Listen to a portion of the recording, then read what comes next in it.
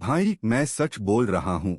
ये जो कहानी मैं बताने वाला हूँ न, शायद सुनने के बाद तू रात को दीवार के पास लेट नहीं पाएगा। मेरा नाम रोहित है। मैं देहरादून में रहता हूँ और ये बात आज से करीब 2 साल पहले की है। तब मैं पहली बार अकेले रूम लेकर रह रहा था। एकदम पुराने टाइप का घर था, छत थोड़ी झुकी हुई और दीवारों में नमी सी रहती थी। रेंट सस्ता था तो मैंने सोचा चलो ले ही लेते हैं। पहली रात सब ठीक था, लेकिन दूसरी रात से कुछ अजीब शुरू हुआ। लगभग 2:45 या 3 बजे के आसपास दीवार के उस पार से टपक टप जैसी आवाज आने लगी, जैसे कोई नाखून से दीवार पर हल्के से ठक ठक कर रहा हो। शुरू में मैंने सोचा शायद छत से पानी टपक रहा होगा, पर भाई उस आवाज का पैटर्न कुछ ऐसा था, 3 बार ठक, फिर रुकना, फिर 2 बार ठक, जैसे कोई कोड दे रहा हो। मैंने टॉर्च ली और दीवार को टटोल कर देखा, लेकिन उधर कुछ नहीं था। नीचे पड़ोसी नहीं थे, वो कमरा बंद पड़ा था महीनों से। अगले दिन भर सब ठीक रहा, पर रात को फिर वही ठक ठक ठक। मैं उठा, रिकॉर्डिंग चालू की और दीवार की ओर जाकर बोला, कौन है उधर? भाई थोड़ी देर खामोशी रही। फिर धीरे से बहुत हल्की सी आवाज आई, तू भी नहीं सोया अभी तक? वो आवाज किसी बूढ़ी औरत जैसी थी, पर फुसफुसाहट में इतनी साफ थी कि कान सुन्न हो गए। मैं हक्का बक्का रह गया। तुरंत लाइट ऑन की, खिड़की से झांका, सन्नाटा। उस वक्त टाइम हुआ था 3:03 AM। मैंने सोचा शायद सपना देख रहा हूं, तो खुद को समझाया और फिर लेट गया। पर भाई तीसरी रात असली खेल शुरू हुआ।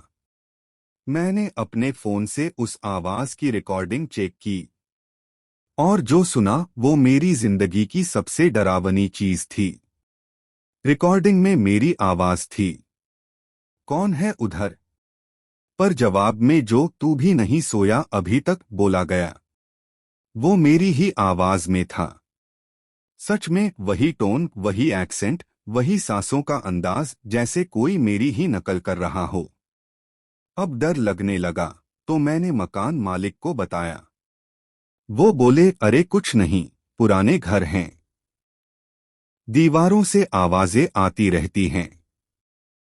पर जब मैंने रिकॉर्डिंग सुनाई, उनका चेहरा एकदम सफेद पड़ गया।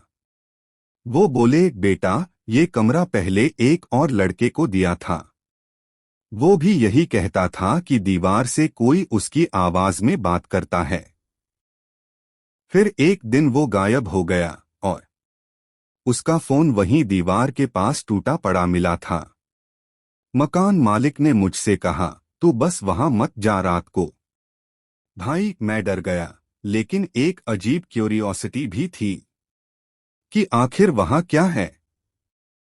चौथी रात मैंने हिम्मत की, दीवार के पास फोन रख दिया, कैमरा ऑन किया और रिकॉर्डिंग चालू रख दी।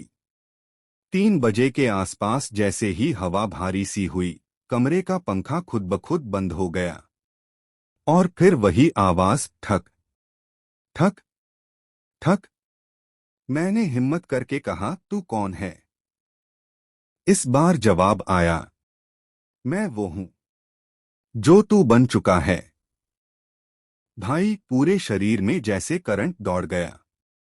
आवाज मेरी ही थी, लेकिन उसमें एक अजीब कंपी थी, जैसे किसी गहरी गुफा से निकल रही हो।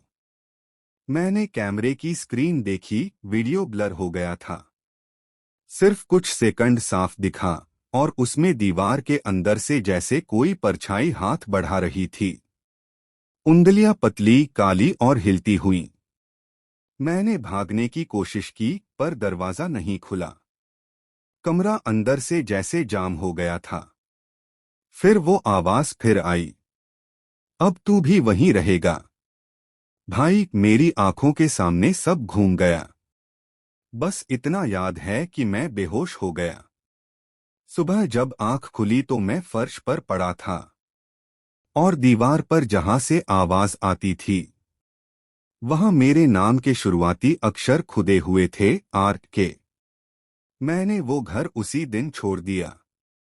मालिक को जब बताया तो वो बोले, हर बार जो भी वहां रहता है उसका नाम वही उभर जाता है। अब कभी कभी जब मैं रात को किसी पुराने मकान के पास से गुजरता हूं और अगर किसी दीवार से हल्की सी ठक ठक सुनाई देती है तो मैं पीछे मुड़कर नहीं देखता, क्योंकि शायद वो अब भी किसी और की आवाज ढूंढ रहा है। हवा की आवाज बढ़ती है, हल्की फुसफुसाहट आती है, तू भी नहीं सोया अभी तक?